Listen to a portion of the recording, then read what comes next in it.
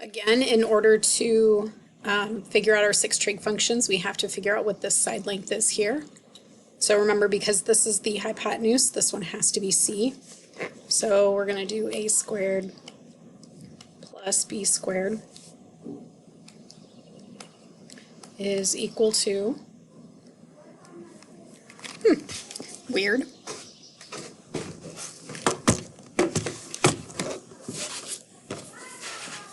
c squared. A little better. So a and b, it doesn't matter. So we'll just put 6 squared plus 7 squared is equal to c squared. So 6 squared is 36, 7 squared is 49, and c squared. So 36 plus 49 would be 85, and then take the square root on both sides, and so this would be the square root of 85. And we want you guys to have these in simplest radical form, but in this case 85, radical 85 doesn't break down any farther than that. And so we're just going to leave this as the square root of 85.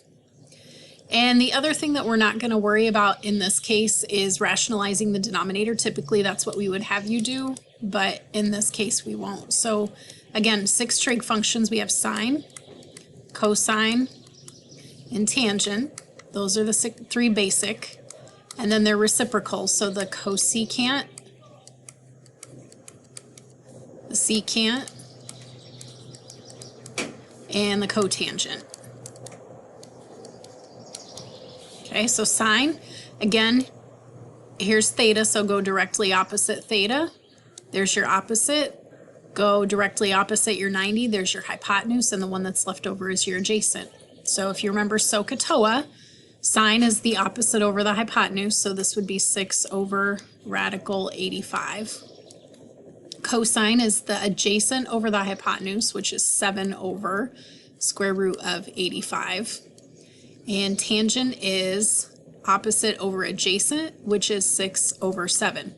So once you have these 3, do the next 3, just the reciprocal. So the square root of 85 over 6, square root of 85 over 7, and the 7 over 6.